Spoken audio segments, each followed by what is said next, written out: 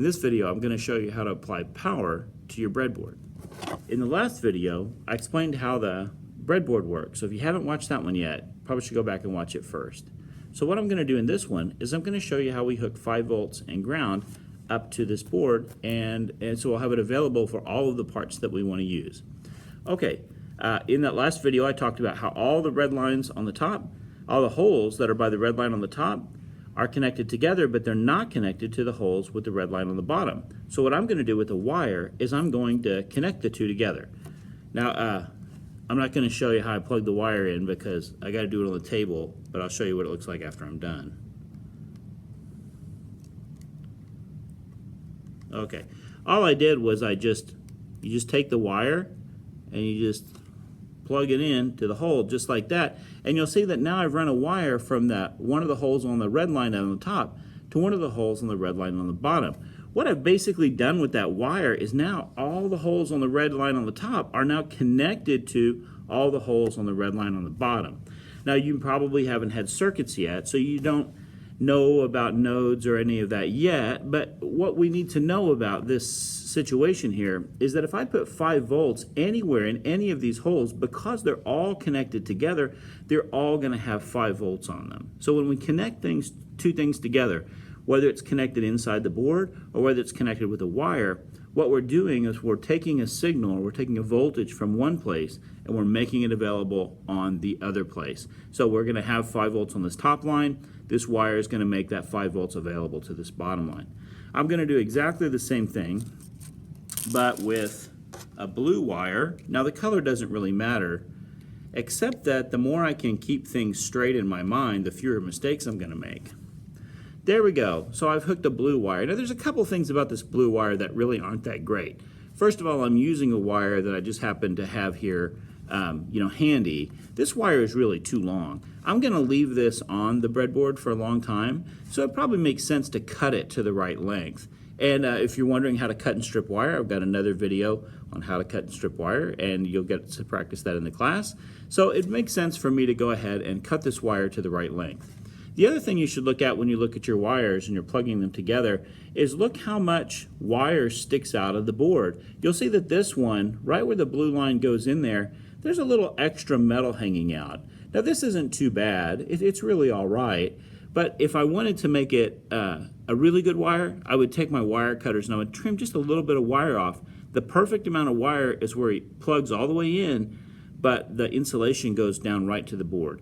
And the reason that's important is because later we're going to have a bunch of wires on this board.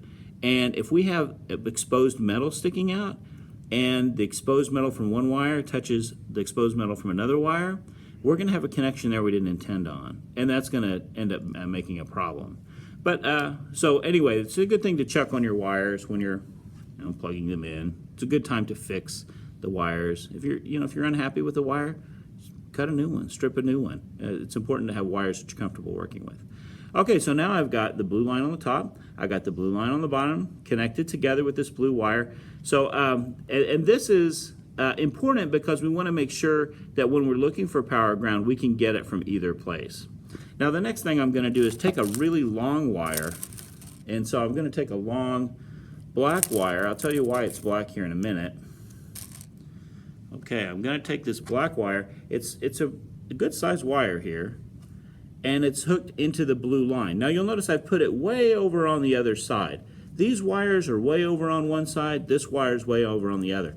The reason for that is because our circuitry is going to be in the middle, and we're going to have a whole bunch of wiring on our circuitry. Our power wiring is going to kind of be over here, out of the way, on the side of things, right? We just want to keep it out of the way, and that's where it's at. So this is where the power is going to come in. This is what connects one side of the board to the other, and you can see it's out of the way, so I've left everything open in the middle, and I don't have to, well, you'll see. Some of the circuits we make, there's going to be a lot of wires, and so the more stuff you can clear out of the center, better off you're going to be.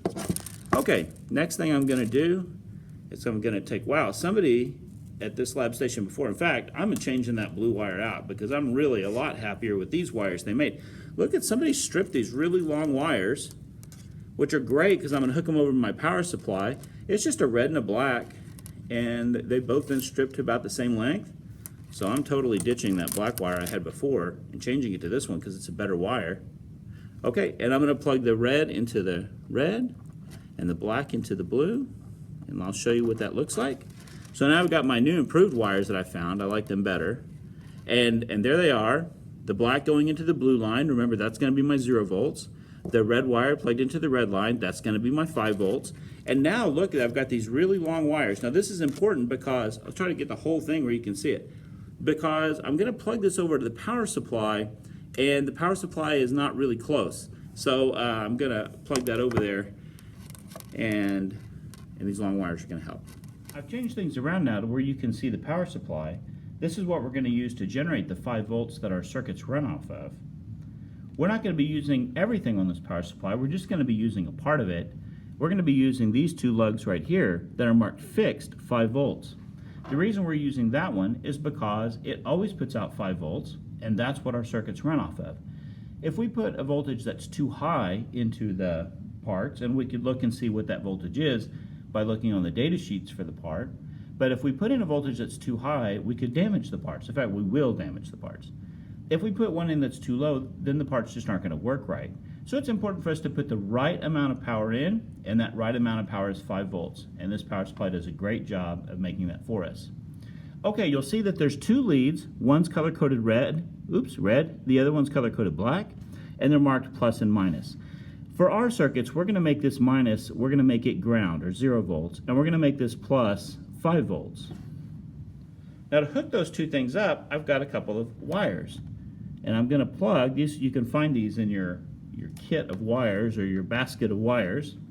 And you'll see that they're made, the connectors on the end are made to plug perfectly into those jacks.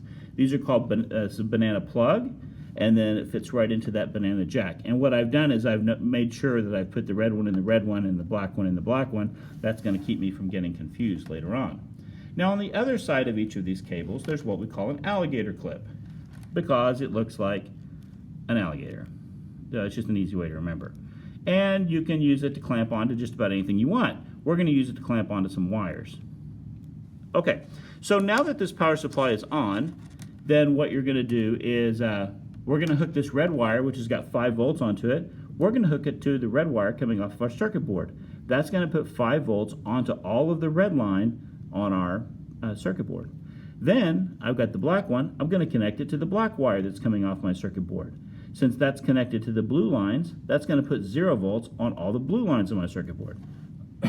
One thing you should try not to do, I'm going to do it once to show you what happens. It doesn't really damage anything, but it's not great for it. Watch what happens when I touch these together. See that red light come on, the overload?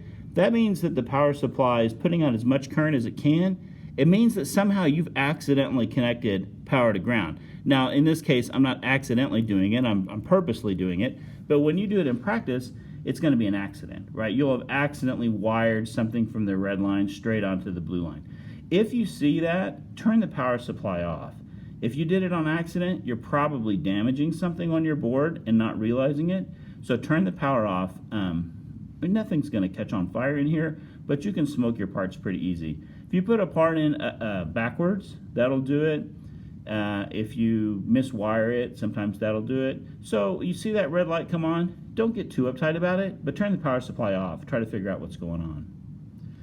All right, I'm going to switch the camera back around so that we can see our circuit board again. Okay, so I'm back. On this side, I got the circuit board. You know, again, I got my black and red leads coming out of my blue and red line on my circuit board. I got my 2 ends, black and red, that are really long. Now I've color coded these to where I'm just going to take this red alligator clip, I'm just going to clip it right to the end of that red wire.